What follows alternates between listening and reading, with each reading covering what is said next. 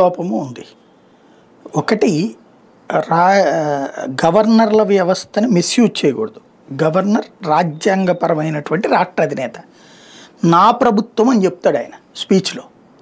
అంటే ఇది బ్రిటిష్ వాళ్ళ నుంచి వచ్చిన దరిద్రం మనకి. బ్రిటిష్ వాళ్ళది ఇక్కడ ఎవరు వైస్రాయ్ ఉంటాడు, నడిపించేది అక్కడ ఉన్నటువంటి రాణి లేదా రాజు. అందుకని నా ప్రభుత్వమే మాట్లాడతారు వాళ్ళు అప్పట్లో.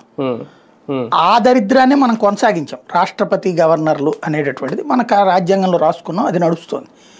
పాలకుడు ఒరిజినల్గా రాజ్యాంగం ప్రకారం అయితే గవర్నర్లు రాష్ట్రపతులే, కానీ ప్రజల చేత ఎన్నికైన ప్రజాప్రతినిధులు మెయిన్ అనమాట, ముఖ్యమంత్రి వీళ్ళు. అందుకనినే మీకు ఇది ఆగస్టు 15కి వచ్చేటప్పటికి ప్రధానమంత్రులు ముఖ్యమంత్రులు జెండాలు ఎగరేస్తారు. జనవరి 26కి రిపబ్లిక్ డేకి వచ్చేది గవర్నర్లు రాష్ట్రపతులు ఎగరేస్తారు అనమాట.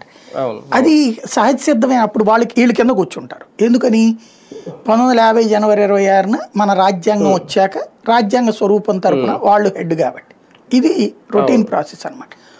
ఇప్పుడు ఇక్కడ జరుగుతున్నటువంటి అంశం ఏంటంటే గవర్నర్లను రాజకీయాలకు వాడకూడదు, కానీ ఏకంగా ఆర్టికల్ 356 పట్టుకొచ్చి ఎంతమంది జీవితాలు నాశనం చేశారు. ఎన్ని ప్రభుత్వాలు కూల్చింది కాంగ్రెస్ గవర్నమెంట్ అప్పట్లో.